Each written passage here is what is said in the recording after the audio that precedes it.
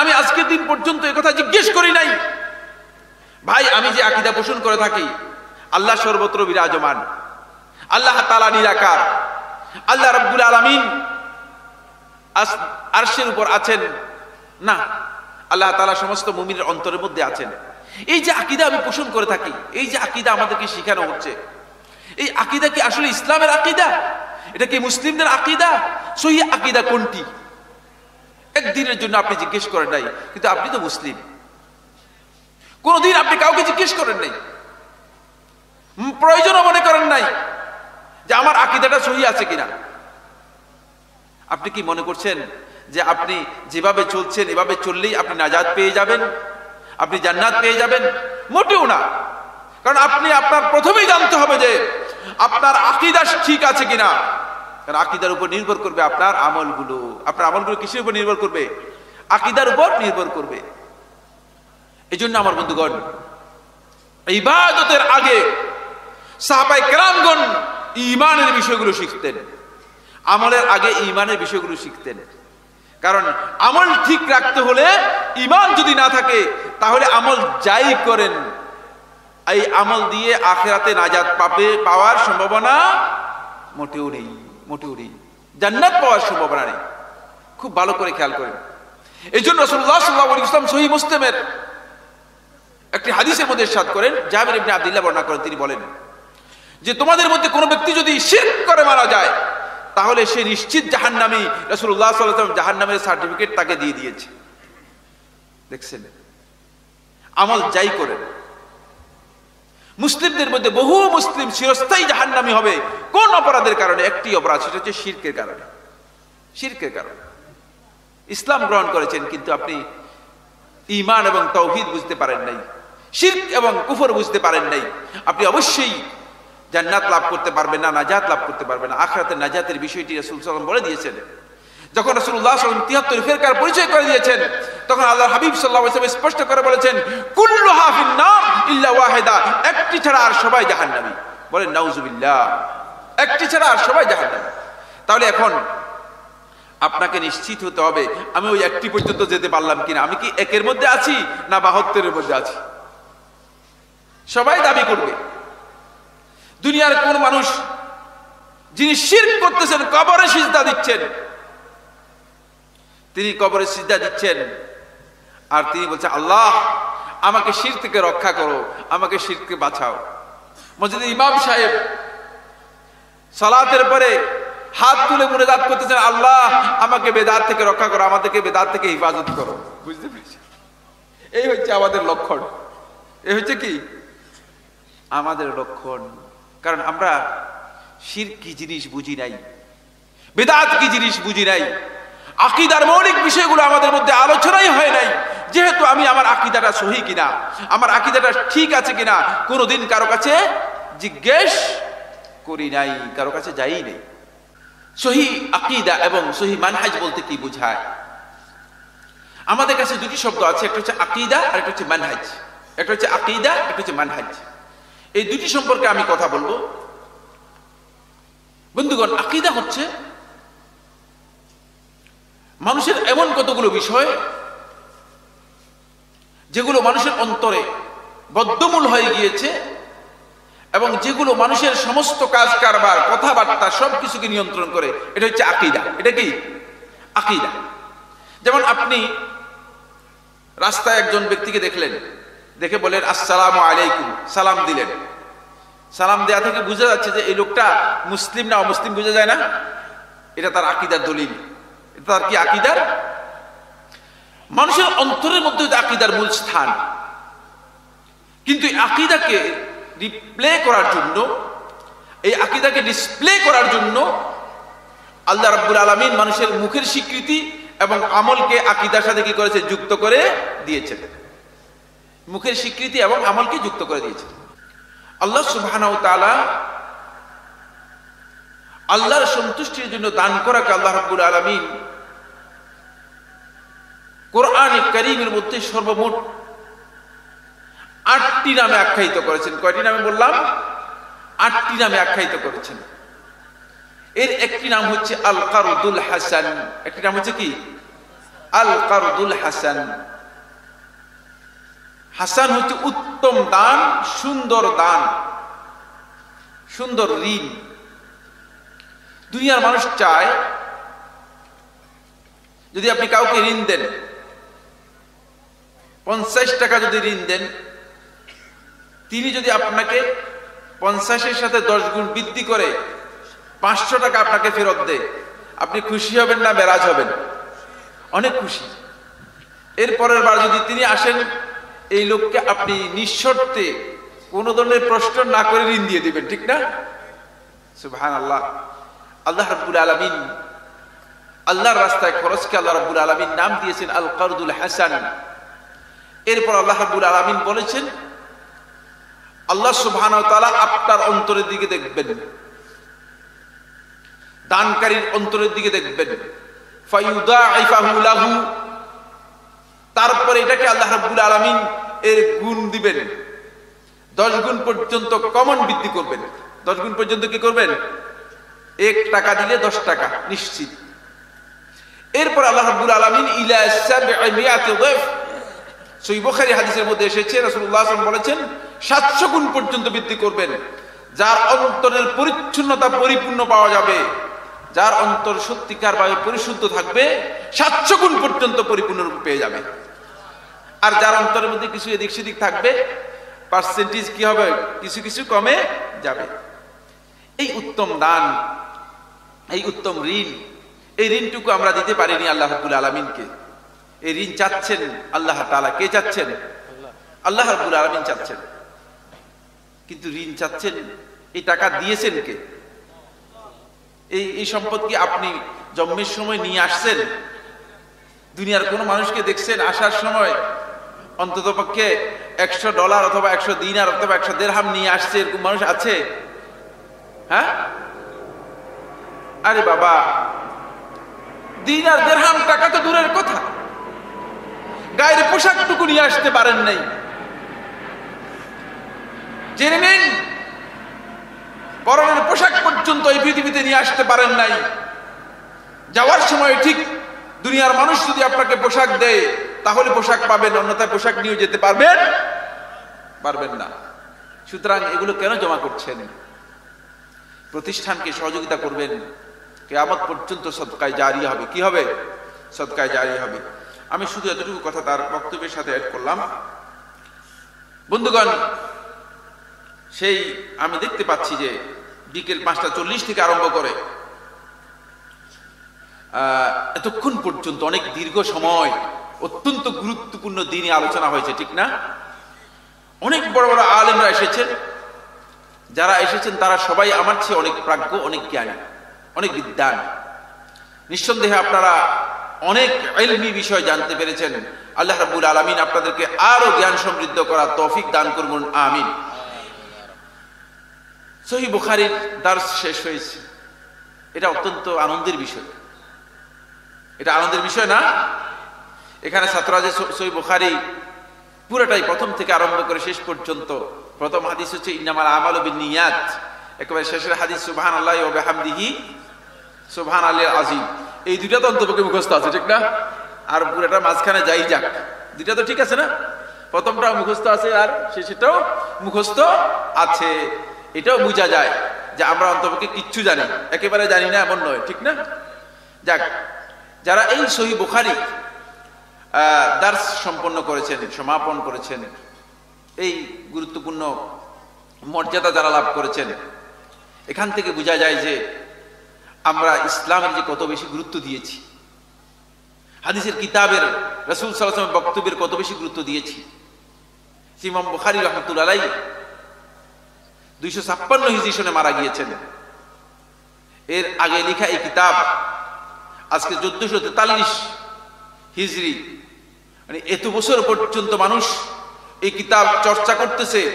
অবশ্যই এই কিতাব যদি আল্লাহ তাআলার কাছে কবুল না হতো, আল্লাহ রাব্বুল আলামিনের কাছে গ্রহণযোগ্য না হতো, তাহলে এই কিতাবের চর্চা থাকতো।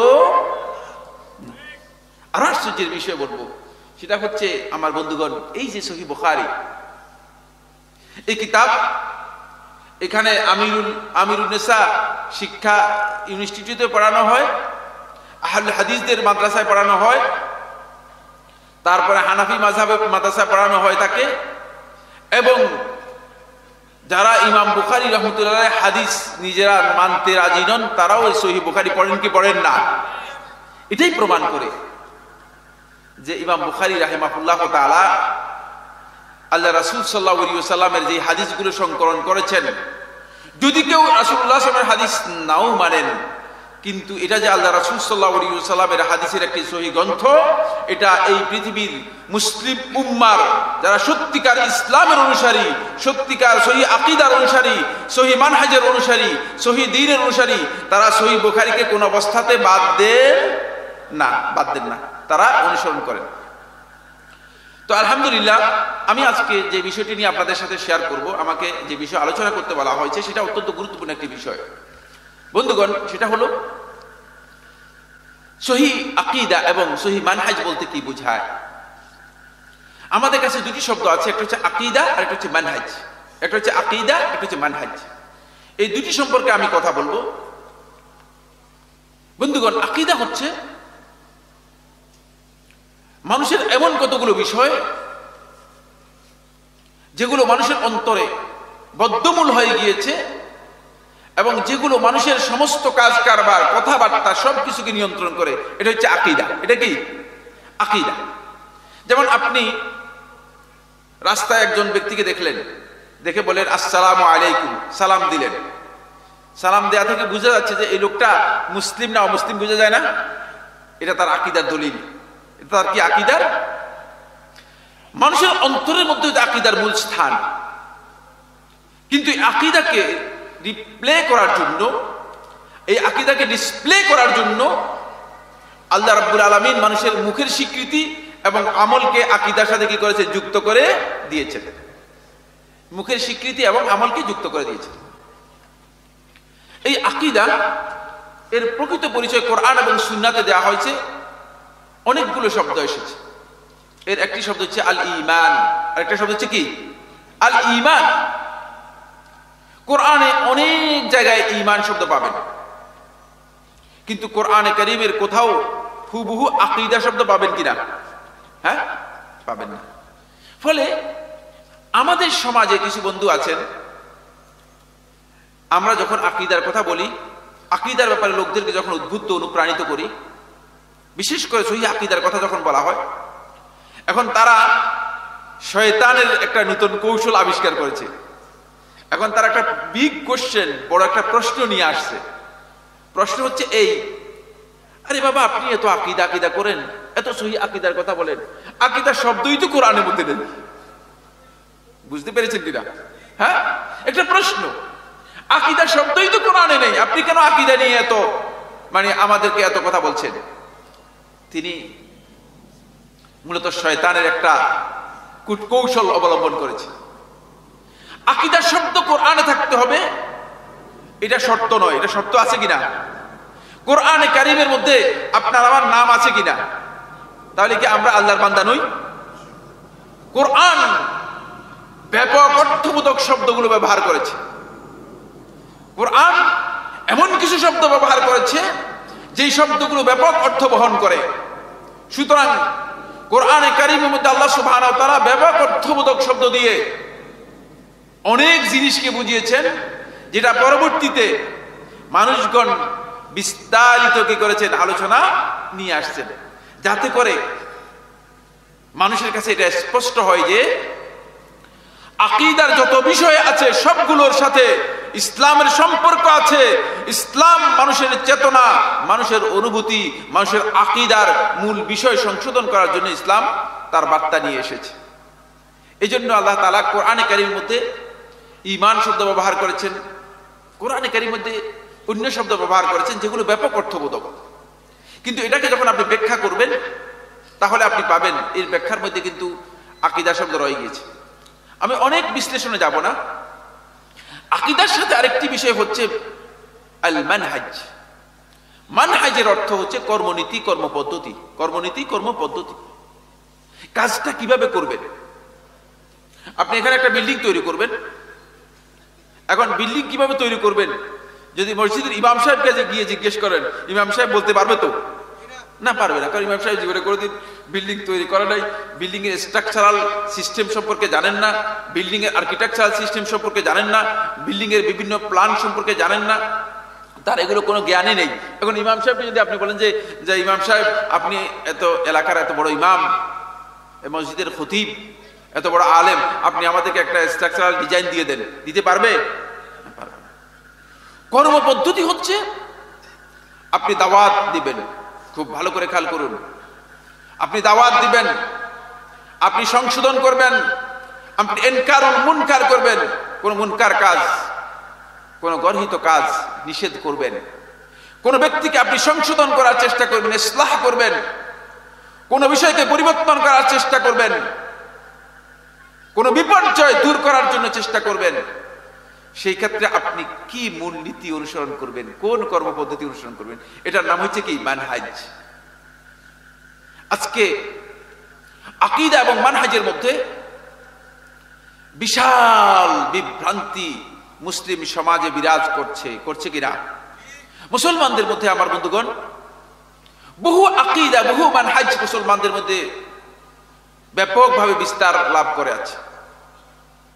অথচ নিয়ম অনুযায়ী কথা ছিল যে মুসলিমদের আকীদা মানহাজ এক হবে না, এক হবে নাকি একাধিক হবে? কি বলেন? এক হবে না একাধিক হবে? একটু আওয়াজ করবেন না, এক হবে না একাধিক হবে? এক হবে। আকীদা এবং মানহাজ হবে এক। তার কারণ হচ্ছে আমাদের আল্লাহ এক না দুই? আল্লাহ হচ্ছেন এক। রাসূল একজন না দুইজন? রাসূল এক। কিতাব একটি না দুইটি? কিতাব একটিতে যাই। আল্লাহর ব্যাপারে যদিও দ্বিমত নাই, রাসূলের ব্যাপারে শিয়ারা একটু আমতা আমতা করে, শিয়ার হাফিজি সম্প্রদায় তারা একটু আমতা আমতা করে, তাদের কিছু কিছু বক্তব্য রয়েছে। কয়েকদিন আগে তাদের শিয়াদের এক বড় পণ্ডিত তিনি বলেছেন যে ততক্ষণ পর্যন্ত আমাদের এই বিষয় আসবে না, ততক্ষণ পর্যন্ত আমরা সত্যিকার আমাদের টার্গেটে পৌঁছতে পারবো না, যতক্ষণ পর্যন্ত মক্কা এবং মদিনাকে আমরা স্বাধীন করতে পারবো না। কি বলছে? মক্কা এবং মদিনাকে স্বাধীন করতে পারবো না। আর ততক্ষণ পর্যন্ত মক্কা এবং মদিনা স্বাধীন হবে না যতক্ষণ পর্যন্ত মক্কা এবং মদিনার মিম্বর থেকে, আযান থেকে আমরা এই কথা শুনতে পাবো না যে আশহাদু আন্না আলিয়ান খলিফাতুল্লাহ। আমরা যতক্ষণ পর্যন্ত এটা শুনবো না যে আমি সাক্ষ্য দিচ্ছি আলী হচ্ছে আল্লাহর ওলি এবং খলিফা, বলেন নাউজুবিল্লাহ। দেখছেন? একটু বুঝলেন না? এই যে কাজের মধ্যে একটু আমতা আমতা আছে। স্বীকার করে রাসূলুল্লাহ সাল্লাল্লাহু আলাইহি ওয়াসাল্লামকে, কিন্তু সব দিক থেকে মেনে নিতে রাজি হয় না। আচ্ছা, রাসূল তারপরেও যেহেতু গোটা উম্মতের বেশিরভাগ লোক বলেছেন রাসূল কি একজন, তাহলে এখানে আর দ্বিমত বললাম না, ধরলাম না, বাদ দিলাম। থার্ড পয়েন্টে আসুন। থার্ড পয়েন্ট হচ্ছে রাসূলের পরে আসবে কিতাব। আপনারা বলতেছেন কিতাব কয়টা? হ্যাঁ, কিতাব কয়টা আমাদের? একটা। যালিকাল কিতাবু লা রাইবা ফীহ, এমন একটি কিতাব যে কিতাবের মধ্যে কোনো সন্দেহ নেই, কোনো সংশয়ের অবকাশ নেই। আল্লাহর পক্ষ থেকে অবতীর্ণ কিতাব। দুর্ভাগ্যের বিষয়, এই কিতাবই শুধুমাত্র আমাদের জন্য হেদায়েতের একমাত্র গাইডলাইন, একমাত্র হেদায়েতের সিলেবাস, আল্লাহর পক্ষ থেকে একমাত্র সিলেবাস। আল্লাহ তাআলা কি আর কোনো কিতাব সিলেবাস দিয়েছেন? আর কোন নেশাব আমাদের আছে?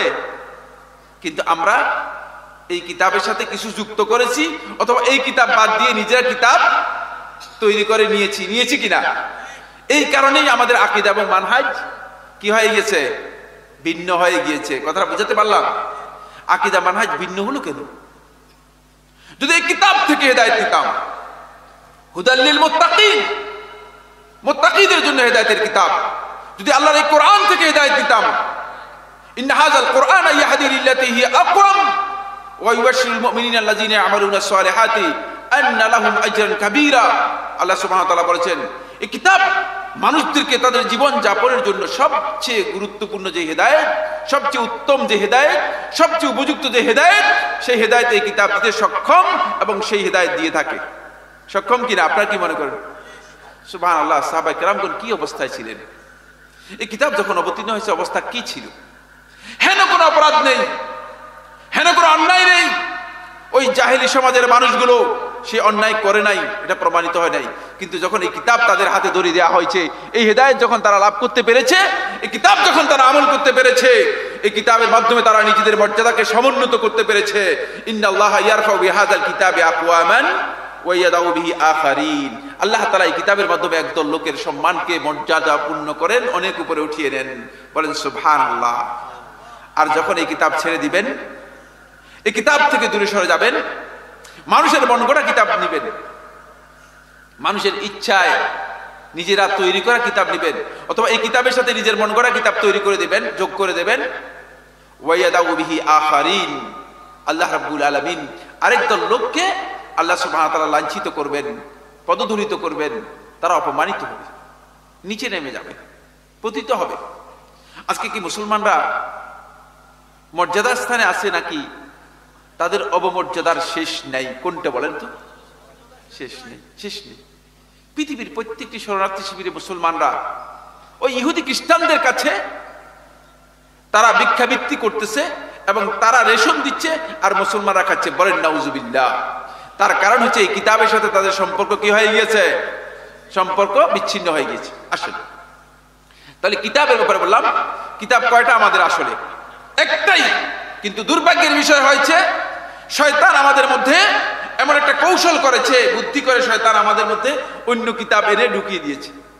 এখন আপনি দেখবেন আমাদের আলেমদের মধ্যে অনেকে বলে যে কোরআন আপনারা পড়বেন না, আপনারা কি পড়বেন না? কোরআন পড়বেন না। এমন কি আমাদেরকে প্রশ্ন করে, আমাদের কাছে জিজ্ঞেস করে জানার জন্য চেষ্টা করে। অনেকে এই প্রশ্ন করে যে শেখ, আমরা কি নিজেরা কোরআন পড়তে পারবো কিনা, কোরআন বুঝতে পারবো কিনা? ইয়া সুবহানাল্লাহ, আউযু বিল্লাহ। চিন্তা করেন, হেদায়েতের কিতাব, আল্লাহর পক্ষ থেকে অবতীর্ণ কিতাব, এই কিতাব সম্পর্কে আপনি প্রশ্ন করতেছেন যে এটা আমি পড়তে পারবো কিনা, এটা আমার বোঝা জায়েজ হবে কিনা। শয়তান কত বেশি আমাদের মধ্যে কৌশলী কাজ করে গেছে। পৃথিবীর ইহুদি এবং খ্রিস্টান চক্র এটা বুঝতে পেরেছে। তারা নিশ্চিত হতে পেরেছে যতদিন পর্যন্ত মুসলিম উম্মাহকে আল্লাহর কোরআন থেকে বিচ্ছিন্ন করা যাবে না, ততদিন পর্যন্ত তাদেরকে হেদায়েতের পথ থেকে বিচ্ছিন্ন করা সম্ভব হবে না, সম্ভব হবে না। এই কারণেই তারা এই কৌশল অবলম্বন করেছে। তখন ওই কিতাব অনুসারী যারা আছে, আমরা যারা এই কিতাব ধারণ করেছি, আমাদেরকে দিয়ে এই কিতাব যাতে না পড়া হয় এই পথ কি করে দিয়েছে? উন্মুক্ত করে দিয়েছে। আলেমরা বলে যে না, এটা আপনাদের কাজ না, এটা এই কিতাব বুঝা অনেক কঠিন। আরে বাবা, কোত্থেকে বললেন? আল্লাহ বলছেন ওয়ালাকাদ ইয়াসসারনাল কুরআনা লিযিকর ফাহাল মিন মুদ্দাকির। আল্লাহ বলতেছেন আমি কোরআনকে সহজ করে দিয়েছি তোমরা উপদেশ গ্রহণ করার জন্য। ইয়া সুবহানাল্লাহ। যেখানে আল্লাহ রাব্বুল আলামিন বললেন, আল্লাহ সুবহানাহু ওয়া তাআলা কোরআনকে বোঝার জন্য সহজ করে দিয়েছেন, সেখানে আপনি কে এই কথা বলতে পারেন যে না, কোরআন বোঝা অনেক কঠিন? আসেন 4 নম্বর পয়েন্ট, আমাদের দিন একটা না দুইটা, একটাই দিন। আমাদের দিন হচ্ছে ইসলাম, যেটা আমাদের জীবন যাপনের জন্য, আমাদের ব্যক্তি জীবন, পারিবারিক জীবন, জীবনের প্রত্যেকটি স্টেজ পরিচালনা করার জন্য আল্লাহর পক্ষ থেকে একটাই দিন দেওয়া হয়েছে, একটাই কি দেওয়া হয়েছে? শরীয়ত দেওয়া হয়েছে। কয়টা দেওয়া হয়েছে? একটাই দেওয়া হয়েছে। কিন্তু দুর্ভাগ্যের বিষয়, খুব ভালো করে খেয়াল করুন, খুব দুর্ভাগ্যের বিষয়, এই দিনটাকে আমরা বিভিন্ন তরিকায় ভাগ বাটোয়ারা করে নিয়েছি। কেউ তার চিন্তা অনুযায়ী এটাকে ভাগ করে নিয়েছেন, কেউ বিভিন্ন তরিকায়, বিভিন্ন দরগা দরবারে কি করেছেন? ভাগ করে নিয়েছেন। ফলে দ্বীনের প্রকৃত নাম হচ্ছে কি? ইসলাম। আল্লাহ তাআলা বলেছেন ইন্নাদ দীনা ইনদাল্লাহিল ইসলাম। আল্লাহ তাআলার কাছে মনোনীত দিন হচ্ছে একটাই, সেটা হচ্ছে কি? ইসলাম। কিন্তু এখন ইসলামের নাম নেই, এখন তরিকার নামে চলছে। কিসের নামে চলছে? অমুক তরিকা, কাদেরিয়া তরিকা, নকশবন্দিয়া তরিকা, মুজাদ্দিদিয়া তরিকা, অমুক তরিকা, তরিকায় চলে গেছে। দেখতে পেরেছেন? এর অর্থ হচ্ছে এই দিনটাকে আমরা ভাগ করে, বিভক্ত করে বিভিন্ন তরিকায় কি করেছি? এগুলোকে বিভক্ত করে নিয়ে গিয়েছি। ফলে দিন একটাই ছিল। ওয়া মান ইয়াবতাগি গায়রাল ইসলামি দীনান ফালা ইউকবালা মিনহু। ইসলামকে বাদ দিয়ে যদি অন্য কোন তরিকা, অন্য কোন জীবন পদ্ধতি কেউ গ্রহণ করো, তাহলে আল্লাহ তাআলার কাছে সেটা গ্রহণযোগ্য হবে? কোনোদিন গ্রহণযোগ্য হবে না। কিন্তু আজকে আমার বন্ধুগণ ইসলামকে বাদ দিয়েই বিভিন্ন তরিকার ব্যাপকতা লাভ করছে। এই যে বহু এই বিষয়গুলো, এই যে আকীদা এবং মানহাজের মধ্যে বিভিন্নতা দেখা দিয়েছে, আকীদা এবং মানহাজের মধ্যে বহু আকীদা এবং মানহাজ এসে গেছে, এর কারণ হচ্ছে আমরা আসলে ইসলামের মূল উৎসের সাথে আমরা টিকে থাকতে পারিনি। হিদায়াতের ব্যাপারে রাসূলুল্লাহ সাল্লাল্লাহু আলাইহি ওয়াসাল্লাম আমাদের হাতে দুটি জিনিস ধরিয়ে দিয়েছেন। কয়টা জিনিস দিয়েছেন? দুটি জিনিস ধরিয়ে দিয়েছেন। একটা হচ্ছে আল্লাহর কিতাব, আরেকটি হচ্ছে কি রাসূল সাল্লাল্লাহু আলাইহি ওয়াসাল্লামের সুন্নাহ। তারাকতু ফীকুম মা ইন তামাসসাকতুম বিহি লান তাদিল্লু বা'দি। তোমাদের কাছে আমি এমন একটি জিনিস রেখে যাচ্ছি, যদি তোমরা এটাকে আঁকড়ে ধরো, লান তাদিল্লু বা'দি, আমার পরে তোমরা পথভ্রষ্ট হবে না। কিতাব আল্লাহ, আল্লাহর কিতাব, ওয়া সুন্নতি, এবং আমার সুন্নাত। কিন্তু এখন আপনি বিভিন্ন তরিকায় যান, বিভিন্ন চিন্তাধারায় যান, বিভিন্ন দৃষ্টিভঙ্গিতে যান, বিভিন্ন দরবারে যান, কিতাব এবং সুন্নাহ এই দুইটা বাদ দিয়ে সব পাওয়া যাবে, শুধুমাত্র কিতাব এবং সুন্নাহর বক্তব্য পাওয়া যাবে। হাদিস থেকে বক্তব্য দিলে বললে, ভাই আপনি তো আমাদের উসুলের কি করলেন, খেলাফ করে ফেললেন, ঠিক না?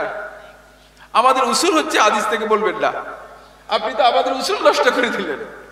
আমাদের কি করে দিলেন? উসুল নষ্ট করে দিলেন। ফলে এই কারণে আমার বন্ধুগণ মুসলিম উম্মার মধ্যে এক বিশাল বিভক্তি তৈরি হয়েছে। এই বিভক্তির, এই আকীদাগত এই বিচ্ছিন্নতার কারণ হচ্ছে, মৌলিক কারণ হচ্ছে, আমি কয়েকটা কারণ আলোচনা করব। আমি জানি না, সময়ের দিকে লক্ষ্য রেখে শেষ করে দেব। রাত তো অনেক হয়ে গেছে, আর বেশি আপনাদেরকে বিরক্ত করতে চাই না। কতক্ষণ আপনারা বসতে পারবেন? 5 মিনিট, 10 মিনিট পারবেন তো ইনশাল্লাহ? হ্যাঁ, পারবেন না ইনশাল্লাহ? এর মধ্যে আমরা শেষ করে দিব। আল্লাহ তাআলা আমাদের সবাইকে তৌফিক দান করুন, বলুন আমিন। বন্ধুগণ, মুসলিম উম্মার মধ্যে আকীদা এবং মানহাজের এই বিশাল বিভাজন তৈরি হয়েছে, বিভক্তি তৈরি হয়ে গিয়েছে, ভাগ ভাগ তৈরি করে দিয়েছে। এটা অপরিহার্য হবেই। রাসূলুল্লাহ সাল্লাল্লাহু আলাইহি ওয়াসাল্লাম আগে জানিয়েছেন, ওয়াসাতাফতারিকু উম্মতি ইলা 73 ফিরকা, আমার উম্মত 73 ফিরকায় বিভক্ত হয়ে যাবে। এটা আল্লাহ রাসূল সাল্লাল্লাহু আলাইহি ওয়াসাল্লাম আগেই বলে দিয়েছেন। সুতরাং এটাকে ঠেকাতে পারবেন? ঠেকাতে পারবেন কিনা? ঠেকাতে পারবেন না।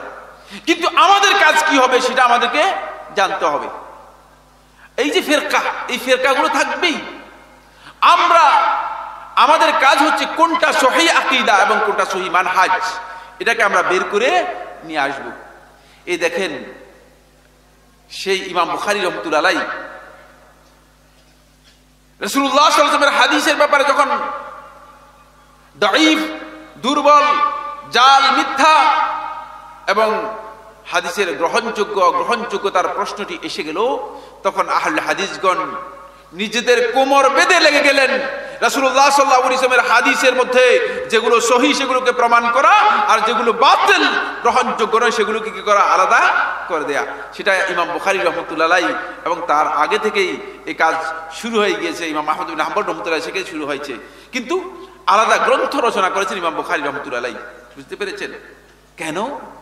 যাতে করে সহিহ দ্বীনটুকু আমরা জানতে পারি। সহিহ বুখারী আজকে এই জন্যই ইমামরা যে কত কষ্ট করেছেন। অনেকে হাদিস সম্পর্কে বিরূপ মন্তব্য করেন। এখন একটি গ্রুপ বের হয়েছে, তারা নিজেদেরকে কোরআনী পরিচয় দেয়। কি পরিচয় দেয়? কোরআনী পরিচয় দেয়। প্রত্যেকটি প্রোগ্রামে তাদের সম্পর্কে আলোচনা করা উচিত। আমি মনে করে থাকি আহলুল হকদের ওয়াজিব হয়ে গিয়েছে তাদের সম্পর্কে বক্তব্য দেয়া। তারা রাসূলুল্লাহ সাল্লাল্লাহু আলাইহি ওয়াসাল্লামের সুন্নাহকে মেনে নেয় না। এরা সুন্নাহর অস্বীকারী, প্রকার অন্তরে তারা কোরআন অস্বীকারী, কোনো সন্দেহ নেই।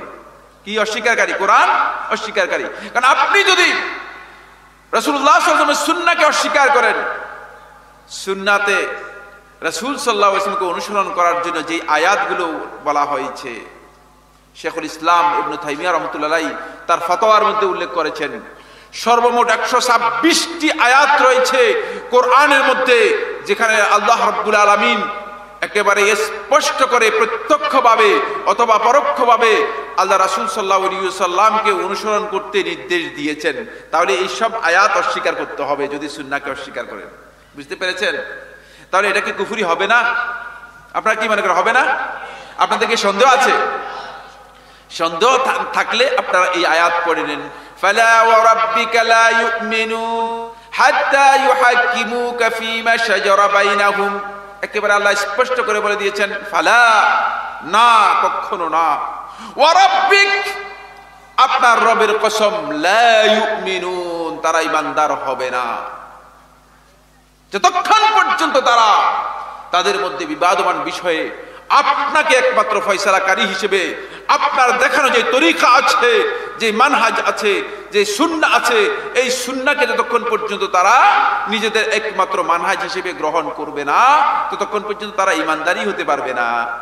তো এরা কিভাবে ঈমানদার হবে? এরা রাসূল সাল্লাল্লাহু আলাইহি ওয়াসাল্লামের সুন্নাহ মানতে রাজি হচ্ছে না, মানতে রাজি হচ্ছে না। এই জন্য বন্ধুগণ, এই যে উম্মাতের মধ্যে বিভক্তি, এটা রাসূল সাল্লাল্লাহু আলাইহি ওয়াসাল্লাম বলে গেছেন। কিন্তু আমাদের খেয়াল রাখতে হবে যে সাহাবায়ে কেরামগণ রাসূলুল্লাহ সাল্লাল্লাহু আলাইহি ওয়াসাল্লাম বক্তব্যগুলো তাবিদের কাছে পৌঁছে গেছেন। তাবিনগণ রাসূলুল্লাহ সাল্লাল্লাহু আলাইহি ওয়াসাল্লাম বক্তব্যগুলোকে এর পরবর্তী আলেমদের কাছে পৌঁছেছেন।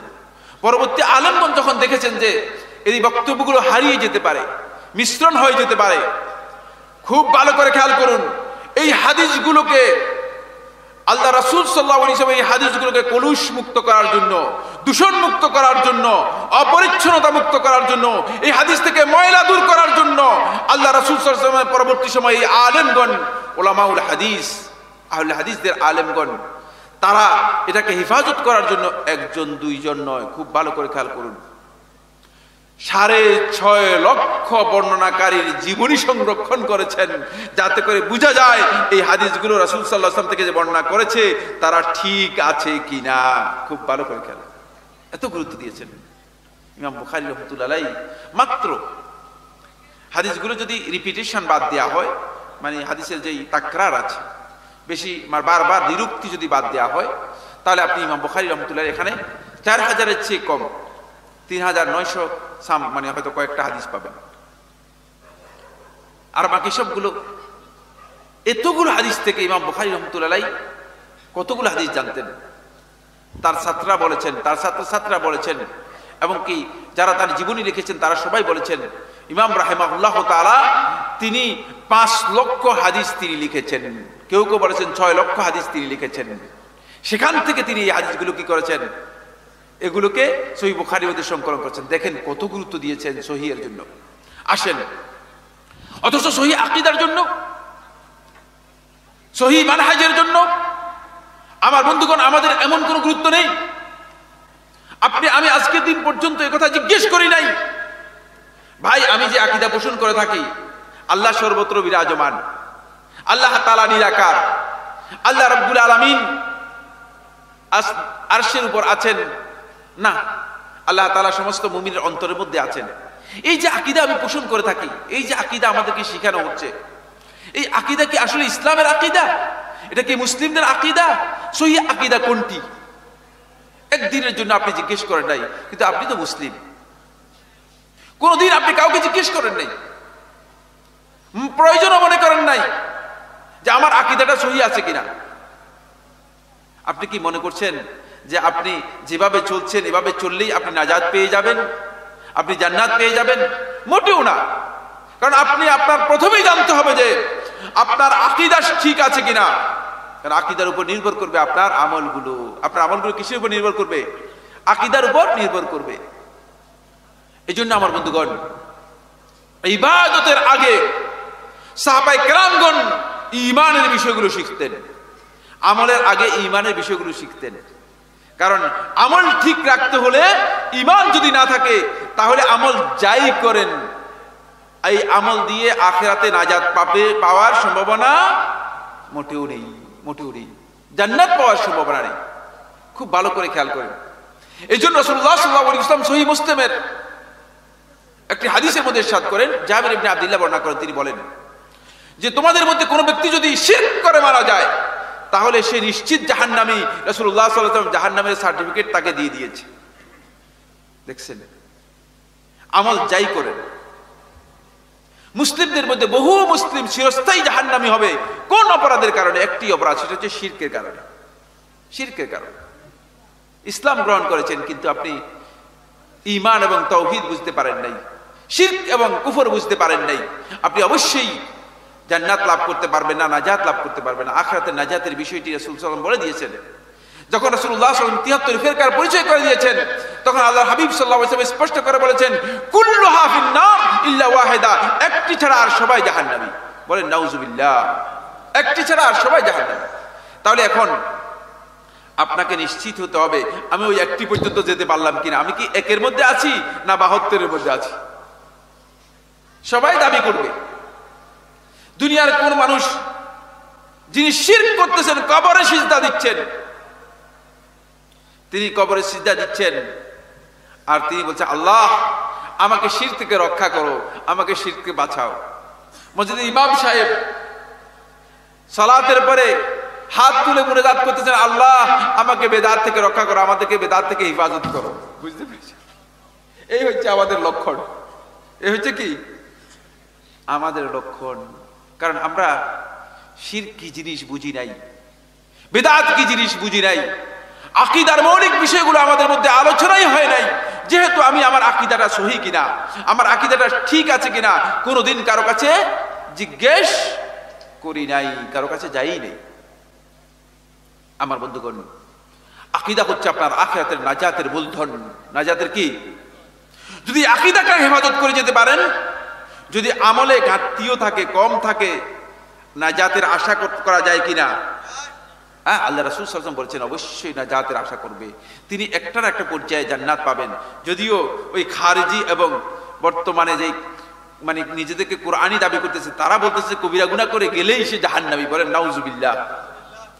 যদি কবিরা গুনাহ করার পরে কোনো ব্যক্তি মৃত্যু হয়ে যায় আর সে যদি জাহান্নামী হয়ে যায়, তাহলে কোরআনে জায়গায় জায়গায় যে আল্লাহ তাআলা বললেন ইয়াগফিরু লিমান ইয়াশা ওয়া ইউআযযিবু মান ইয়াশা, যাকে ইচ্ছা ক্ষমা করবেন, যাকে ইচ্ছা আযাব দিবেন। কাকে ক্ষমা করবেন আল্লাহ তাআলা? সবাই যদি জাহান্নামী হয়ে যায় ক্ষমা করবেন কাকে বলেন তো? এই বেচারারা কোরআন থেকে কি বুঝলো? এরা কোরআন থেকে বাউল ফাউল যারা আছে তাদের বক্তব্য গ্রহণ করেছে, কোরআন নিজের মন মতো কোরআনকে ব্যাখ্যা করেছে। খুব ভালো করে খেয়াল করুন, প্রত্যেকটি ফিরকা, প্রত্যেকটি গ্রুপ প্রথমে তার ডেস্টিনেশন নির্ধারণ করে, তার টার্গেট নির্ধারণ করে। আমার টার্গেট হচ্ছে আমি এই কথা বলবো, আমার আকীদা হচ্ছে এটাই। পরে তারপরে কোরআনের মধ্যে ঢুকে, তারপরে কি করে? কোরআনের মধ্যে ঢুকে, তারপরে কোরআনের মধ্যে ঢুকার পরে তিনি দেখে যে কোরআনের সূরা ফাতিহার মধ্যে আল্লাহ রাব্বুল আলামিন বলছেন একেবারে সূরা ফাতিহার মধ্যে, ইয়্যাকা না'বুদু ওয়া ইয়্যাকা নাস্তাঈন, বলে একমাত্র তোমারই ইবাদত করি, একমাত্র তোমার কাছেই সাহায্য চাই। এখানে সাহায্য তো আল্লাহর কাছে চাওয়ার কথা বলা হয়েছে, বলছে না, আমাদের আলেমগণ বলেছেন যে সাহায্য আল্লাহ তাআলা ছাড়াও চাওয়া যেতে পারে। আউযুবিল্লাহ। কোরআন এই কথা বুঝাচ্ছে, এই আয়াতের তাফসীরের মধ্যে লিখে দিয়েছে। আপনি তাফসীর করে দেখেন, তাফসীরের মধ্যে লিখে দিয়েছেন। মুফাসসিরের নাম বললাম না আপনাদেরকে। কিভাবে আপনি এটা বুঝলেন? আল্লাহ রাব্বুল আলামিন কি বললেন আর আপনি কি ব্যাখ্যা দিলেন? তখন আপনি কোরআনের মধ্যে খুঁজে পেয়ে যাবেন, আপনার টার্গেট পেয়ে যাবেন। বুঝতে পেরেছেন? যারা নামাজ পড়ে না তারা কোরআন থেকে অনেকগুলো দলিল দেয়। লা তাকরাবুস সালাহ, তোমরা সালাতের কাছেও যাবে না। তারা কোরআন থেকে দলিল দেয় সালাত পড়া যাবে না। ফাওয়াইলুল লিল মুসাল্লিন, মুসল্লিদের জন্য ধ্বংস, মুসল্লিদের জন্য ধ্বংস। আল্লাহই বলছেন খবরদার সালাতের কাছেও যাবেন না, কারণ মুসল্লিদের জন্য তো আল্লাহ তাআলাই বলে দিচ্ছেন যে মুসল্লিদের জন্য ধ্বংস। নাউজুবিল্লাহ। দেখছেন শয়তান কত ভয়ঙ্কর, শয়তান কত ভয়ঙ্কর।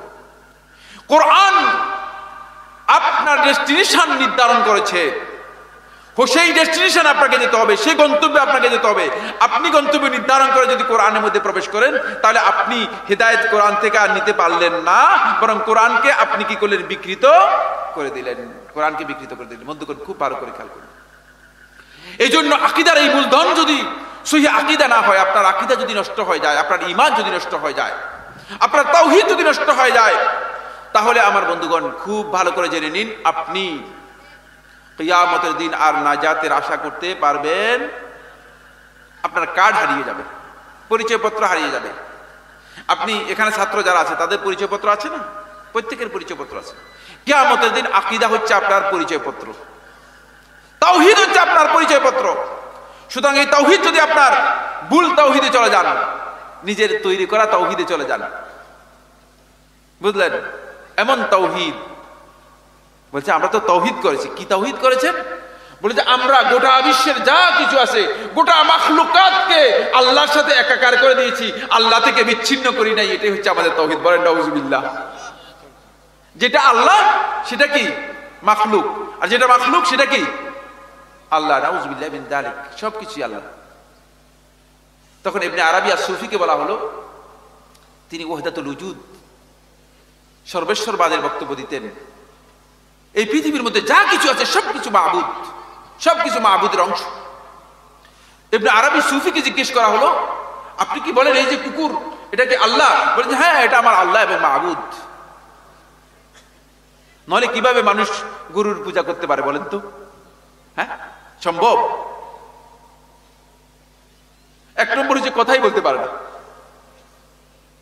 দুই নম্বর হচ্ছে সে এমন খাবার, তাকে যদি আপনি বিরিয়ানি পোলাও রান্না করে একবার সুন্দর করে সামনে দেন, আর এখানে কতগুলো খড়কুড়া দেন, বিরিয়ানি খাবে নাকি খড়কুড়া খাবে? হ্যাঁ, আয় হায়, দেখছেন? কোনটা ভালো সেটা পর্যন্ত বুঝতে পারে না। তাকে যতটুকু জ্ঞান দিয়ে আছে ততটুকুই সে জানে।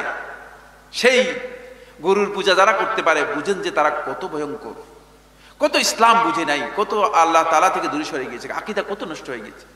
এই জন্য তাওহীদের কাঠ নিয়ে উঠতে হবে বন্ধুগণ। এই কাঠ নিয়ে যদি উঠতে না পারেন, কিয়ামতের দিন লাভ নেই, নাজাত পাবেন না। আরেকটি বিষয় হচ্ছে মানহাজ, আরো ভয়ঙ্কর। মানহাজ হচ্ছে বন্ধুগণ, আপনি যখন দাওয়াতের কাজ করবেন, এখন প্রচুর দাওয়াত দিচ্ছে, মাশাআল্লাহ, আপনি আশ্চর্য হয়ে যাবেন। কিছু বক্তা ভাইরাল হয়েছে ফেসবুকের মধ্যে, খুব সুন্দর করে প্রেজেন্টেশন করে, মাঝে মধ্যে কিছু ইংলিশ বলে, মাঝে মধ্যে কিছু কবিতা বলে, মাঝে মধ্যে কিছু ড্যান্সও করে। যদি যারা ড্যান্স জানে তারা কি কিছু ড্যান্সও করে। একটা উদ্দেশ্য হচ্ছে লোকদেরকে কিছু বিনোদন দেয়া। উদ্দেশ্য আসলে হেদায়েত নয়, উদ্দেশ্য হচ্ছে কি কিছু বিনোদন দেয়া। এখন আহলুল ইলম যারা আছে, আলেম যারা আছে, তারা তো বিনোদন জানে না। কথা কি বুঝতে পেরেছেন? বিনোদন জানবো কোত্থেকে? আপনি বলেন তো, আমার মতো লোক জীবনে কোনদিন টেলিভিশনে দেখিনি। বুঝতে পেরেছেন? বিনোদন কোত্থেকে আমি আপনাকে দেব? আমি তো বিনোদন দেওয়ার কাজ করতে পারবো না। আপনাকে হাসাবো আর কাঁদাবো, এই কাজ তো আমি করবো না, কারণ হাসির জন্য আমি বক্তব্য দিচ্ছি না, হাসির উদ্দেশ্যে আমি কথা বলবো না। সুতরাং খুব ভালো করে খেয়াল করেন বিষয়গুলো আমার বন্ধুগণ। কিছু এখন বক্তা বেরিয়েছে, ভাইরাল হওয়ার বক্তা বেরিয়েছে। এখন আমাদের বন্ধুরা যারা আছেন তাদেরকে খুব গুরুত্ব দিচ্ছে, তাদের বক্তব্য ভাইরাল হচ্ছে, তাদেরকে খুব গুরুত্ব দিচ্ছে। তারা তাদের খাহেশ মতো আমাদের যুবকদেরকে ইসলামের গণ্ডি থেকে একসাথ করে জাহান্নামের যেই চৌরাস্তা আছে, এই চৌরাস্তায় নিয়ে তাদেরকে ছেড়ে দিচ্ছে, আর শয়তান আস্তে আস্তে করে তাদের গ্রুপের মধ্যে তাদেরকে নিয়ে যাচ্ছে। বলেন নাউজুবিল্লাহ। আশ্চর্যের বিষয়, আশ্চর্যের বিষয়। রাসূলুল্লাহ সাল্লাল্লাহু আলাইহি ওয়াসাল্লাম থেকে একটি হাদিস তার সাহাবী আমিরুল মুমিনিন ওমর ইবনে খাত্তাব রাদিয়াল্লাহু আনহু বর্ণনা করেছেন। তিনি বলেন, সামি'তু রাসূলুল্লাহ সাল্লাল্লাহু আলাইহি ওয়াসাল্লাম ইয়াকুল, রাসূলুল্লাহ সাল্লাল্লাহু আলাইহি ওয়াসাল্লামকে আমি বলতে শুনেছি, আখওয়াফু মা আখাফু আলা উম্মতি, আমি আমার উম্মতের উপর যেটা সবচেয়ে বেশি আশঙ্কা করছি, ভয় করছি, কুল্লু মুনাফিকিন, প্রত্যেক ওই মুনাফিক যার অন্তরের মধ্যে সত্যিকার হেদায়েত প্রবেশ করেনি, যার অন্তরের মধ্যে সত্যিকার ঈমান প্রবেশ করেনি, যার অন্তরের মধ্যে সত্যিকার ইসলাম প্রবেশ করেনি, যার অন্তরের মধ্যে সত্যিকার আল্লাহ দেখানো যে দিন, সেই দিন প্রবেশ করেনি। আলিমিন লিসানি, কিন্তু মুখ মাশাআল্লাহ অনেক বড় জ্ঞানী, মুখে জ্ঞানী, অন্তরের জ্ঞানী নয়। বুঝতে পেরেছেন? এরা কি এখন দেখা যাচ্ছে কিনা এদেরকে? হ্যাঁ, এদেরকে দেখা যাচ্ছে কিনা? প্রচুর দেখা যাচ্ছে। আলিমুল লিসান, মাশাআল্লাহ, বক্তব্যের যেই শানিত ধারা, যেই স্রোতস্বিনী নদীর মতো প্রবাহিত বক্তব্য দিয়ে যাচ্ছেন, বক্তব্য থেকে মনে হচ্ছে মাশাআল্লাহ এর চেয়ে বড় আলেম বিশ্বময়, এর চেয়ে বড় আলেম আর নেই। বুঝতে পেরেছেন? সবাইকে আকর্ষিত করে কি একটি ভাবসাব নিয়েছেন, কিন্তু মানুষ জানে না তার এই বক্তব্যের মধ্যে যে কোথায় কোথায় বিষ ঢুকিয়ে দিচ্ছে, কোথায় কোথায় পয়জন দেওয়া হচ্ছে। যে বিষ ঢুকানোর পরে আপনি হয়তো হতে পারে যে আপনার ঈমান অজান্তে হারিয়ে যাবে, আপনি বুঝতেও পারবেন না। রাসূলুল্লাহ সাল্লাল্লাহু আলাইহি ওয়াসাল্লাম তাদের কথা আগেই কি করেছেন, সতর্ক করেছেন। এই হাদিসটি বাইহাকী তার সুনানের মধ্যে বর্ণনা করেছেন, তাবারানী রাহমাতুল্লাহি মুজাম্মিল কাবীরের মধ্যে বর্ণনা করেছেন, সহিহুল জামের মধ্যে শেখ নাসরুদ্দিন আলবানী রাহমাতুল্লাহি সহি বলেছেন, যে হাদিসটা আমি উল্লেখ করলাম। বুঝতে পেরেছেন? সুতরাং কোন বক্তব্য আন্দাজের বক্তব্য নয়। এই আলিমুল লিসান, যারা শুধুমাত্র জিহ্বা দিয়ে, শুধুমাত্র মুখের বক্তব্য দিয়ে, মৌখিক কথা দিয়ে, বক্তব্যের মাধ্যমে, ভাষার মাধ্যমে, অ্যাপ্রোচের মাধ্যমে মানুষদেরকে আজকে দ্বীনের ব্যাপারে বিভ্রান্ত করার চেষ্টা করতেছেন, হিদায়াত থেকে দূরে সরিয়ে দিচ্ছেন। খবরদার, তাদের থেকে সতর্ক হতে হবে, সতর্কতা হতে হবে। মানহাজের দিক থেকে তাদের ভয়ঙ্কর বিচ্যুতি রয়ে গিয়েছে, ভয়ঙ্কর বিচ্যুতি রয়ে গেছে। মানহাজ হচ্ছে সাহাবায়ে কেরামগণ যেই পদ্ধতি শিখিয়েছেন সেই পদ্ধতির নাম। আপনি দাওয়াত দিচ্ছেন, কার মানহাজ অনুসরণ করেছেন, কার কর্মনীতি, কার কর্ম পদ্ধতি অনুসরণ করেছেন? সাহাবায়ে কেরামদের কর্ম পদ্ধতি। খুব ভালো করে খেয়াল করুন, সাহাবায়ে কেরামদের কর্ম পদ্ধতি যদি অনুসরণ না করেন, তাহলে আপনি পথভ্রষ্ট হয়ে যাবেন, পথভ্রষ্ট হয়ে যাবেন। আচ্ছা, এবার আমি আপনাদেরকে বলি, রাসূলুল্লাহ সাল্লাল্লাহু আলাইহি ওয়াসাল্লামের সাহাবী ওসমান ইবনে আফফান রাদিয়াল্লাহু আনহুকে কি হত্যা করা হয়েছে, না তিনি নিজেই মারা গিয়েছেন? আপনারা জানেন কিনা? হ্যাঁ, হত্যা করা হয়েছে। আচ্ছা, যারা হত্যা করেছেন এরা সবাই কিন্তু সাহাবীদেরকে দেখেছেন, এবং সাহাবীরা তখন জীবিত ছিলেন, সাহাবীদের সন্তানরা তখন জীবিত ছিল। এরা সবাই এদের বাইরে কেউ কিনা বলেন তো? এদের ভিতরেই। কিন্তু এরা মুনাফিক ছিল, এদের মানহাজ ঠিক ছিল না। এদের কি ঠিক ছিল না? কর্মনীতি ঠিক ছিল না। এরা ওসমান রাদিয়াল্লাহু আনহু হত্যা করার মাধ্যমে মনে করেছিল যে ইসলামের সমাধান হয়ে যাবে, কিন্তু হত্যার মাধ্যমে যে সমাধান নেই, এদের এই বিষয়ে জানা ছিল কিনা? ফলে ওসমান রাদিয়াল্লাহু আনহু হত্যার পরে আলী ইবনে আবি তালিবকে হত্যা করা হয়েছে, আলী ইবনে আবি তালিবের পরে হোসেন ইবনে আলীকে হত্যা করা হয়েছে, হোসেন ইবনে আলী ইবনে আবি তালিবের পরে আব্দুল্লাহ ইবনে জুবাইরকে হত্যা করা হয়েছে, আব্দুল্লাহ ইবনে জুবাইরের পরে অন্যান্য তাদের অনুসারী পরবর্তী সময়ে একে একে একে একে একে একে সুন্নাহর অনুসারীদের অনেককে হত্যা করা হয়েছে। এই হত্যাযজ্ঞের একটা ধারাবাহিকতা শুরু হয়ে গিয়েছে, যেহেতু মানহাজটা বিচ্যুত ছিল। বুঝতে পেরেছেন? এবার দেখেন, এই মানহাজ যদি আপনার উল্টা হয়, ভুল হয়, তাহলে আপনি হেদায়েত থেকে বঞ্চিত হবেন তা নয়, বরং হেদায়েতকে এমন ভাবে বিকৃত করবেন যে আপনি নিজের সমস্ত আমল বরবাদ করবেন এবং নিজের দ্বীনটা বরবাদ করে ফেলবেন। আলী ইবনে আবি তালিব রাদিয়াল্লাহু আনহু যারা হত্যা করেছে, তারা কোরআনের বক্তব্য দিয়েছে। তারা বলছে কোরআন হচ্ছে তোমার মাঝে এবং আমাদের মাঝে ফয়সালাকারী।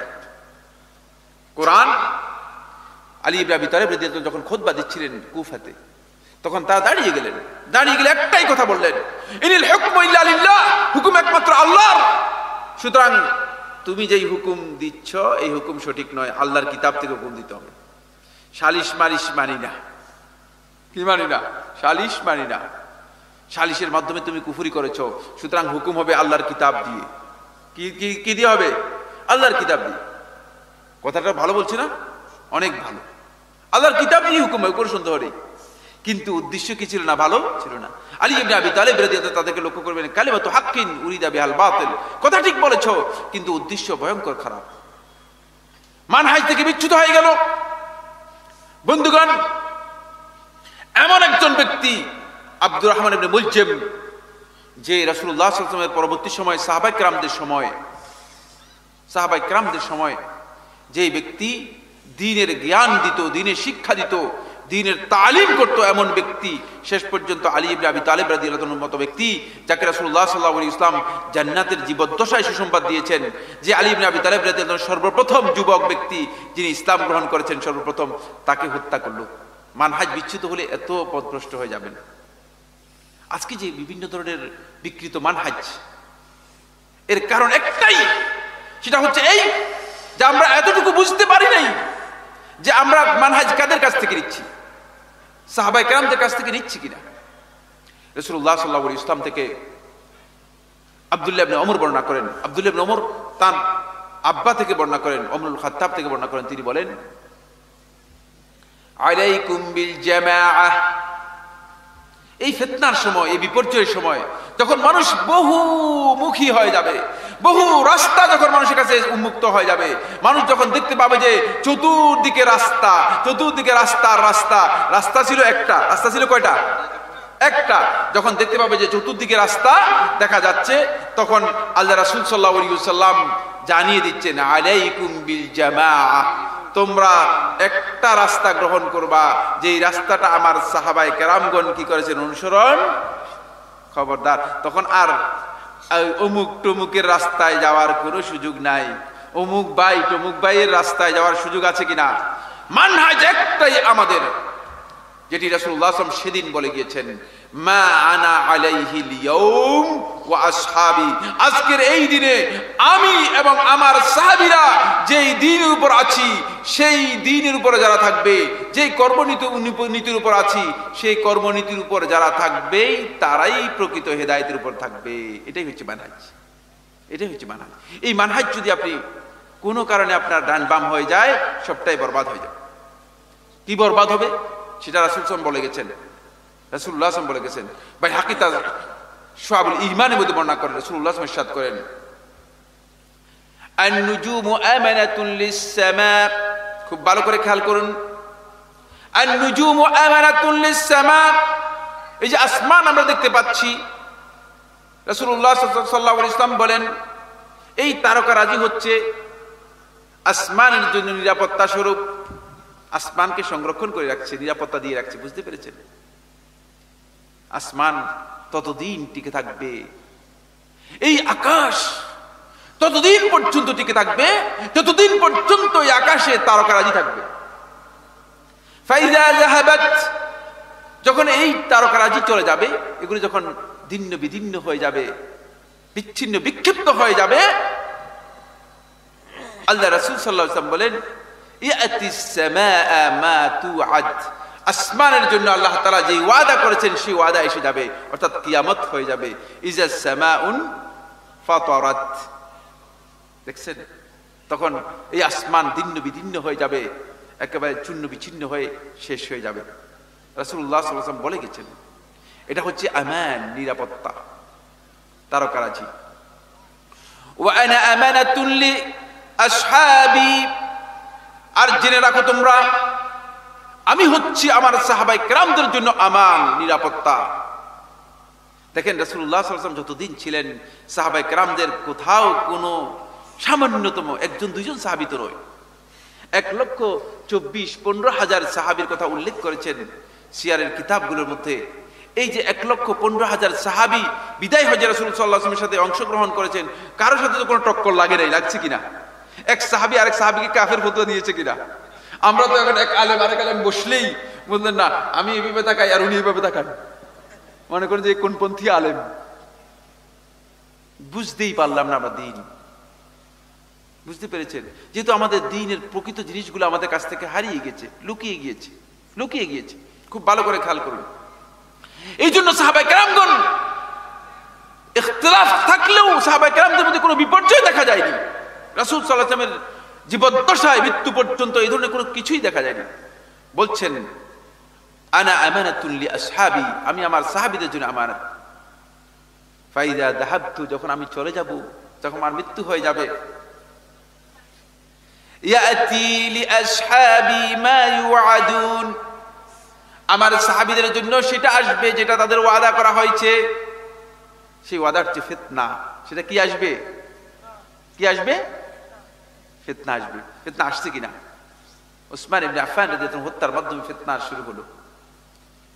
একেবারে শেষ সময় পর্যন্ত 109 হিজরি সনে সর্বশেষ সাহাবীর ইন্তেকাল হয়েছে। এই পর্যন্ত ফিতনা অব্যাহতই ছিল, কোন ধরনের স্থবিরতা ছিল না, কোন ধরনের শান্তি প্রশান্তি ছিল না। ওই যে রাসূল সাল্লাল্লাহু আলাইহি ওয়াসাল্লাম বলে গেছেন, কিন্তু তখন রাসূলুল্লাহ সাল্লাল্লাহু আলাইহি ওয়াসাল্লাম কি করতে হবে সেটা কিন্তু আগেই জানিয়ে দিয়েছেন। বুঝতে পেরেছেন? এখন যেমন জানিয়েছেন তখনও জানিয়েছেন। এরপর রাসূলুল্লাহ সাল্লাল্লাহু আলাইহি ওয়াসাল্লাম বলতেছেন, ওয়া আসহাবি আমানাতুল লি উম্মতি, ভালো করে জেনে নাও আমার সাহাবায়ে কেরামগণ, আমার সাহাবী যারা আছেন তারা আমানাতুল লি উম্মতি, আমার উম্মতের জন্য তারা হচ্ছে আমানত, নিরাপত্তা। এই উম্মাত ততদিন পর্যন্ত নিরাপত্তা পাবে যতদিন পর্যন্ত সাহাবায়ে কেরামগণ টিকে থাকবেন, কারণ তখন পর্যন্ত আর কি করতে পারবেন না, আলাদা রাস্তা বের করতে পারবেন। দেখেন সাহাবায়ে কেরামগণ যতদিন টিকে ছিলেন ততদিন পর্যন্ত আলাদা কোনো রাস্তা দেখা যায় নাই, আলাদা কোনো রাস্তা দেখা যায় নাই। বিচ্ছিন্নতা ছিল, কিন্তু সেটা মিটে গেছে। সেটা কি হয়ে গেছে? মিটে গিয়েছে। রাসূলুল্লাহ সাল্লাল্লাহু আলাইহি ওয়াসাল্লাম বলেন, ফাইযা যাহাবা আসহাবি, যখন আমার সাহাবীগণ চলে যাবেন, ইয়াতি উম্মতি মা তুআদ, তখন আমার উম্মতকে যে ওয়াদা দেওয়া হয়েছে সেই ওয়াদা এসে যাবে। অর্থাৎ উম্মতের মধ্যে ওই যে বলা হয়েছে সাতাফতারিকু উম্মতি ইলা 73 ফিরকা, উম্মত 73 ফিরকায় বিভক্ত হয়ে যাবে। তখন উম্মতের মধ্যে শুরু হয়ে যাবে ফিরকাবন্দি। কি শুরু হয়ে যাবে? ফিরকাবন্দি শুরু হয়ে যাবে। এরপর থেকে এখন আজকে মুসলিম উম্মাহ একমাত্র সহিহ মানহাজ না থাকার কারণে এই ফিরকাবন্দিতে লিপ্ত হয়ে গেছে, দল উপদলে বিভক্ত হয়ে গেছে। যেহেতু মানহাজ আমরা গ্রহণ করতে পারি নাই সাহাবায়ে কেরামদের মানহাজ। রাসূলুল্লাহ সাল্লাল্লাহু আলাইহি ওয়াসাল্লাম স্পষ্ট করে জানিয়েছেন, ওমর ইবনে খাত্তাব রাদিয়াল্লাহু আনহু বলেন, আলাইকুম বিল জামাআহ, তোমরা জামাতকে অনুসরণ করে নিজেদের জন্য বাধ্যতামূলক করে নাও সাহাবায়ে কেরামদের জামাত। আপনি দেখেন এখন বিভিন্ন দল উপদল, বিভিন্ন গ্রুপ, ফেরকা, বিভিন্ন সংগঠন এমন ভাবে তৈরি করে নিয়েছেন, প্রত্যেক সংগঠনই দাবি করেন যে আমরা হচ্ছি আল জামাআহ। আসলে কিন্তু এটা নয়। আল জামাআহ হচ্ছেন, এটা আলিফ লাম ব্যবহার করা হয়েছে লিল আহাদি, এটা আহাদ মাহুদ। আলিফ লাম 10টি অর্থে ব্যবহৃত হয় আরবি ভাষায়। কয়টা অর্থে ব্যবহৃত হয়? 10টির মধ্যে একটা হচ্ছে আল আহাদুদ যিহনি, এটা হচ্ছে আল আহাদুদ যিহনি, এই অর্থে ব্যবহৃত হয়েছে। বুঝতে পেরেছেন? জামাআহ হচ্ছে সাহাবায়ে কেরামদের জামাত। সাহাবায়ে কেরামগণ যে মানহাজের উপর ছিলেন, সাহাবায়ে কেরামগণ যে কর্মনীতির উপর ছিলেন, এখান থেকে কোনোভাবে বিচ্যুত হওয়ার নামই হচ্ছে মূলত ফিরকাবন্দিতে কি হয় যায়? লিপ্ত। এখন আপনি দেখবেন যে ফিরকাবন্দি দলাদলি করতেছেন, দলাদলির কারণে আপনি বিভিন্ন ভাবে মানুষদেরকে মিসগাইড করতেছেন। যখনই দেখা হয় তখন বলছেন, না এই আলেম এর আলোচনার দরকার নেই, এই আলেম তো আমাদের দলের লোক না। মনে করেন শেখ আকরামুজ্জামান বিন আব্দুল সালাম, ভাই উনি আমাদের দলের না। দল দেখি বুঝলেন, আলেম দেখে কি করা হচ্ছে? ফেরকা করা হচ্ছে, গ্রুপিং করা হচ্ছে। তারপরে জামাতের যত হাদিস আছে সবগুলো যোগ করে দেওয়া হচ্ছে নিজের দলের মধ্যে। আর বাবা, দল এর আরবি শব্দ কি আমাদের জানা নেই? রাসূল সাল্লাল্লাহু আলাইহি ওয়াসাল্লামের জানা ছিল না? কোরআনের মধ্যে দল শব্দ আসছে না? আসছে কিনা আপনারা জানেন কিনা? আসছে। দলের আরবি হচ্ছে হিজব, বহু বছর হচ্ছে আহজাব। একটা সূরার নাম আছে সূরাতুল আহজাব, একটা সূরার নাম আছে কি? সূরাতুল আহজাব। তাহলে বুঝা গেছে দল এটা পরিচিত ছিল। দল দিয়ে আপনি এগুলো বলবেন না। রাসূল সাল্লাল্লাহু আলাইহি ওয়াসাল্লাম জামাতের কথা বলেছেন, খুব ভালো করে খেয়াল করুন, আলাইকুম বিল জামাআহ। এরপরে সতর্ক করেছেন, ওয়া ইয়্যাকুম ওয়াল ফুরকাহ, খবরদার সতর্ক হও, দূরে থাকো ফিরকাবন্দি থেকে, গ্রুপিং থেকে, দলাদলি থেকে। যে ব্যাপারে রাসূলুল্লাহ সাল্লাল্লাহু আলাইহি ওয়াসাল্লাম খুব সতর্ক করে গেছেন, সেটা আজকে আমাদের কাছ থেকে হারিয়ে গিয়েছে। ফিরকাবন্দি আজকে আমাদের জন্য লাজিম। আপনি যদি ফিরকাবন্দি না করেন তাহলে আপনার কোথাও স্থানই নেই, বুঝলেন? কোথাও স্থানই নেই। কারণ ফিরকা আমাদের উপর এত বেশি গালিব হয়েছে, আমরা এখন ফিরকাবন্দিকে প্রমাণ করার জন্য প্রয়োজনে ওই যেভাবে আগে নিজের মাযহাবকে প্রয়োজন করার জন্য, নিজের বক্তব্যকে প্রমাণ করার জন্য যেভাবে হাদিসের গাঁট ভেঙ্গে হাদিসের ব্যাখ্যা দেওয়া হয়েছে, ঠিক ফিরকাবন্দিকে এখন জায়েজ করার জন্য হাদিসের গাঁট ভেঙ্গে নিজের মন মতো হাদিসের ব্যাখ্যা দেওয়া হচ্ছে। আউযু বিল্লাহি মিনাশ শাইতানির রাজিম। বাইআত সুফিরা যদি করে এটার নাম হচ্ছে বাইআত, আর যদি আপনি করেন সহিহ আকীদার লোক হওয়ার কারণে এটা হচ্ছে সহিহ বাইআত। খবরদার, ইসলাম নিয়ে তামাশা করবেন না। মানহাজ সাহাবায়ে কেরামদের আমাদের কাছে স্পষ্ট। সাহাবায়ে কেরামদের দেখানো যে কর্মনীতি আছে, সেই কর্মনীতি হচ্ছে সহিহ কর্মনীতি। এটা যদি আমরা ফলো করতে না পারি তাহলে আমরা সত্যিকার সহিহ রাস্তা পাবো না। বন্ধুগণ, হেদায়েত থেকে বিভ্রান্তির কারণ এখানেই। যখন ফিরকাবন্দি দেখবেন তখন দেখবেন যে সাহাবায়ে কেরাম কোন পদ্ধতি অনুসরণ করেছেন। আলাইকুম বিসুন্নতি ওয়া সুন্নাতিল খুলাফায়ে রাশিদিন আল মাহদিয়িন তামাসসাকু বিহা ওয়া আদ্দু আলাইহি বিন নওয়াজিজ। একেবারে স্পষ্ট বক্তব্য। রাসূল সাল্লাল্লাহু আলাইহি ওয়াসাল্লামের সুন্নাহ এবং খুলাফায়ে রাশিদিন সুন্নাহকে আঁকড়ে ধরুন, দেখবেন যে কোনোদিন বিচ্যুত হবেন না। সাহাবায়ে কেরাম কোন কাজ করেছেন কিনা? আজকে দুর্ভাগ্যের বিষয়, আজকে সহিহ আকীদা আমাদের মধ্যে এ নিয়ে কোনো চর্চাই নেই, এর গুরুত্বই আমরা জানি না। এটা হচ্ছে জান্নাতের টিকিটের মতো। এটা আপনার দুনিয়াতে আপনাকে নিরাপত্তা দিবে, আখিরাতে জান্নাত দিবে। আর সহিহ মানহাজ হচ্ছে দুনিয়াতে হেদায়েতের টিকিট। এটা কিসের টিকিট? হেদায়েতের টিকিট। যদি কোনো ব্যক্তির সহিহ মানহাজ না হয়, তাহলে তিনি যে কোনো সময়ে, যে কোনো পয়েন্টে, যে কোনো জায়গায়, যে কোনো মুহূর্তে হেদায়েত থেকে পথভ্রষ্ট হয়ে যাওয়ার কি রয়েছে আশঙ্কা। এই জন্য আলেমরাও পথভ্রষ্ট হয়ে যাচ্ছেন। শেষ কথা, আপনাদের রাত বেশি হয়ে গেছে। ইমাম সুফিয়ান আস-সাউরি রাহিমাহুল্লাহ তাআলা ইমামুল হাদিস ছিলেন। সুফিয়ান আস-সাউরি রাহমাতুল্লাহ আলাইহি শেষ বয়সে ইমাম সুফিয়ান আস-সাউরি রাহিমাহুল্লাহ তাআলা তিনি একটু কুজা হয়ে গেলেন। কুজা বুঝেন তো? পিঠ একটু বাঁকা হয়ে গেল। শেষ বয়সে ইমাম সুফিয়ান আস-সাউরি রাহিমাহুল্লাহ তাআলা একটু বাঁকা হয়ে গেলেন। বন্ধুগণ, তার এক ছাত্র ইমাম সুফিয়ানকে দেখলেন, বললেন যে সুফিয়ান কাদ এওয়াজতা, তুমি তো একটু বাঁকা হয়ে গেলা, তুমি তো একটু বাঁকা হয়ে গেলা। সুফিয়ান আস-সাউরি আমার বন্ধুগণ রাহিমাহুল্লাহ তাআলা তিনি তাকে উত্তর দিলেন, আলহামদুলিল্লাহ, আল্লাহর মেহেরবানি, হাওয়ালানি ইলাল ইওয়াজাজ, আমাকে আল্লাহ তাআলা বাঁকা করে দিয়েছেন, আলহামদুলিল্লাহ। তারপরে ইসলামের উপর রেখেছেন। আমার দুইজন ওস্তাদ ছিল, একজন খ্রিস্টান হয়ে গিয়েছে, একজন ইহুদি হয়ে গিয়েছে। আলহামদুলিল্লাহ যে আমি খ্রিস্টান এবং ইহুদি হয়ে যাই নাই। বুঝতে পেরেছেন? আল্লাহর মেহেরবানি যে আল্লাহ তাআলা আমাকে বাঁকা করে এখনো দ্বীনের উপর ঠিক রাখছেন। খবরদার, খেয়াল রাখবেন, আজকে বহু লোকের এই আশঙ্কা রয়েছে, হেদায়েত থেকে বিভ্রান্ত হয়ে যাওয়ার আশঙ্কা রয়ে গিয়েছে। কারণ আপনি জানেন না কোন সোর্স থেকে আপনার কথা বলা হচ্ছে।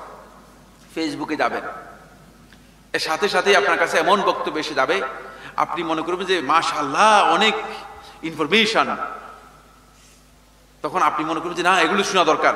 শুনতে শুনতে শুনতে শুনতে এক পর্যায়ে আপনি বলবেন যে না, এতদিন পর্যন্ত ওই মৌলবীদের কাছে এগুলো যে যা শুনছি, আমার কাছে কয়েকজন টেলিফোন করছে, বলছে শেখ আপনারা যেগুলো বলছেন এগুলো তো মিলে না। বুঝতে পেরেছেন কেমনে শয়তান আস্তে করে ডান দিকে বাম দিকে গেছে। আমরা কষ্ট করে যেগুলো বলি, এগুলো শুধুমাত্র সালেফদের, সাহাবায়ে কেরামদের দেখানো যে রাস্তা রয়েছে, যে মানহাজ রয়েছে, মানহাজের কথাগুলো আপনাদের কাছে বলার চেষ্টা করি। আমরা চাই না যে আপনাদের মনোরঞ্জনের জন্য, বিনোদনের জন্য কথা বলতে। বুঝতে পেরেছেন? আল্লাহ তাআলা আমাদের সবাইকে সহিহ আকীদা এবং সহিহ মানহাজ বুঝার তৌফিক দান করুন। আল্লাহ রাব্বুল আলামিন আমাদের সবাইকে হিদায়াত দান করুন। আল্লাহ সুবহানাহু ওয়া তাআলা আমাদেরকে জীবনের শেষ মুহূর্ত পর্যন্ত হিদায়াত, আমার বন্ধুগণ, জীবনের মানে শুধুমাত্র আজকের হেদায়েত যথেষ্ট হবে না, মৃত্যুর আগ পর্যন্ত হেদায়েত আমাদের জন্য অপরিহার্য থাকতে হবে। যদি হেদায়েত না থাকে, তাহলে মৃত্যুর আগেও আপনি হেদায়েত থেকে মাহরুম হয়ে যেতে পারেন, বঞ্চিত হয়ে যেতে পারেন। আল্লাহ রাব্বুল আলামিন আমাদের সবাইকে হেদায়েতের উপর কিয়ামত মৃত্যু পর্যন্ত অবিচল রাখুন, বলুন আমিন। ওয়া আখিরু দাওয়ানা আলহামদুলিল্লাহি রাব্বিল আলামিন। সুবহানাকাল্লাহুম্মা ওয়া বিহামদিকা আশহাদু আল্লা ইলাহা ইল্লা আনতা